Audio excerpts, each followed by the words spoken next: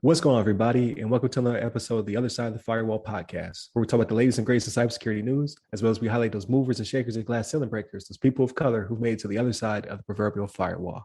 My name is Ryan Williams, and as always, I'm joined by Levon Maynard. What up? And Shannon is not here, and that's why I stumbled a little bit, because usually it's Shannon and it's Levon. That's right. But he's under the weather this week, so we'll see him next week. Please tune in throughout the week. So this is the Monday episode because it's so timely and something that's currently happening in an ever-evolving story.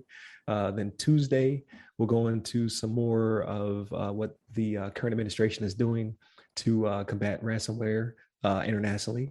Wednesday, we have a very good discussion about a topic. Actually, I want to get it completely right. The topic at hand is women in cybersecurity aren't unicorns.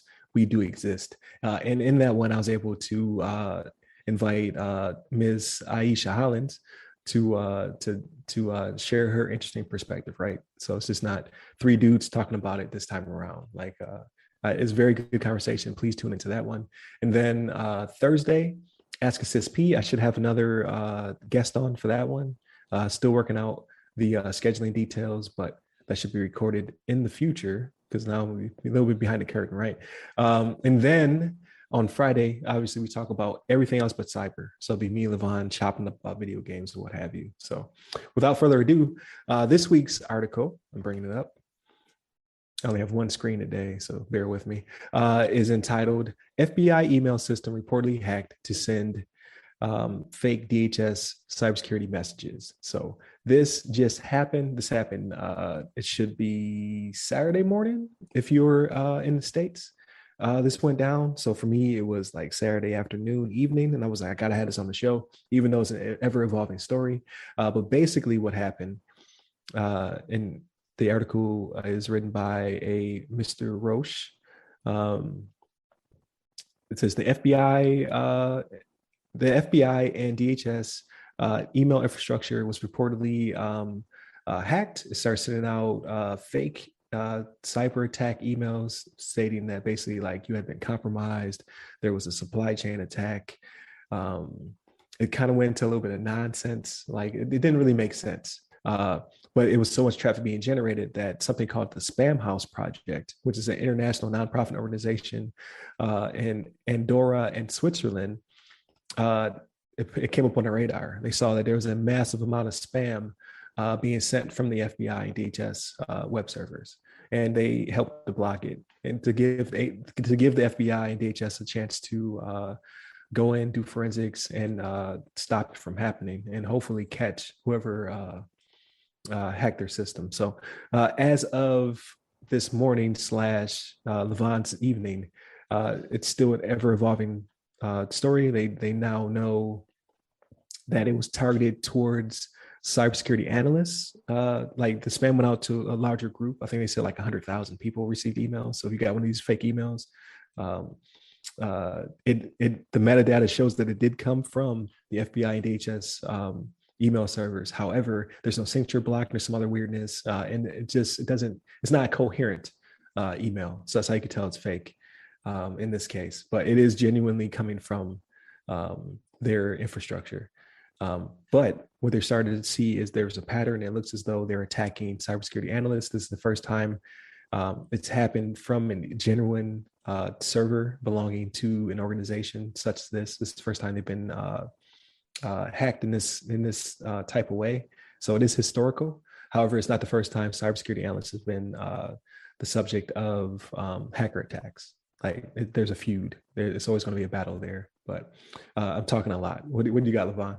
Yeah, no, this is good. You're good, man. It's just like this is really interesting. I mean, this is like you said, this is breaking news. Just happened not too long ago, but just the fact that it came straight, from an actual authentic FBI domain, original like email address coming to these getting spammed out. It's something to be, concerned about as well as cautious of, because I mean, people generally speaking will look at an email and say, oh, we could tell from the to line if it has like, an actual recipient or address that you're actually familiar with, Sometimes you can hover your mouse over and you see actually a full address, and sometimes, especially if you get spam, typical spam will have like some gibberish like email address or some random domain that's not associated, and you get some Amazon email, quote unquote Amazon email, Right. and you actually look at the two line, or sorry, the from line, I guess, in this situation, and you'll see that it's from some random URL or some email domain that doesn't exist, or it's not even like doesn't comprehend. It's not Amazon.com. So in this situation, it's coming directly from FBI, and the domain is the ic.fbi.gov. So you get that email and you kind of look at it like, oh, this actually is coming from FBI. I don't see, it doesn't look like it's coming from some fake domain. But then obviously, as you go through the email, this is where you kind of have to kick in your second layer of like cyber awareness. We kind of look at the email. You can hover your mouse over the links and see where the links would try to direct you. Especially if the links don't direct you to like FBI.gov. This is probably not the legit email. And obviously, you look for the misspellings. You look for the kind of broken English. That's a good tell. Obviously, to be able to identify that it's not coming from like a American citizen or whatever.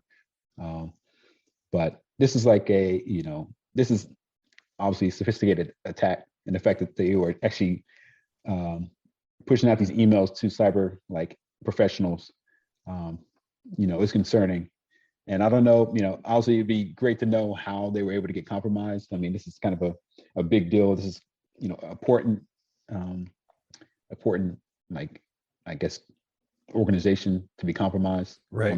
Obviously, this is like a group of people that would be typically hunting down people that would do something like this potentially, or be, at least part of it, like investigating different, criminal activities across the globe. So this is, it's good that this Spam House project was able to identify this and actually get it reported out to the people that need to know this, and obviously for us to know as well. And I'm hoping that they're able to identify what caused this and what they can do in the future to kind of prevent it from happening again. Because we definitely need to make sure FBI, amongst many other federal investigation units, need to be the utmost top-notch cybersecurity that's available out there. So top flight. Yeah, top flight. That's right. That's right. Need some top flight security on this. So, but yeah, no, it's a very interesting article. I'll be curious to see how it progresses and see if there's anything else that comes of it. Hopefully, we figure out like what was the root cause of it. I think a lot of times. Well, I won't say that a lot of times. Sometimes they don't report the actual cause of the compromise, but I think it's good that they kind of let that information out so they can learn from it, as well as make sure other people are aware that this is a way of avenue of attack for some cybersecurity, or some hackers out there that may try to utilize it for other organizations. But yeah, I think it's a very interesting article, and hopefully we'll hear more about it in the coming weeks. Here we can talk about a little bit more. Right, exactly. So I suspect that we'll have it by next week. If not, like you said, a couple of weeks, like we'll know exactly what they're trying to target. Because right now it just seems a little odd, because it doesn't seem like they were looking for anything. It's more disruptive. So people this is definitely disrupting people. It's making them a little antsy about receiving emails from the organization.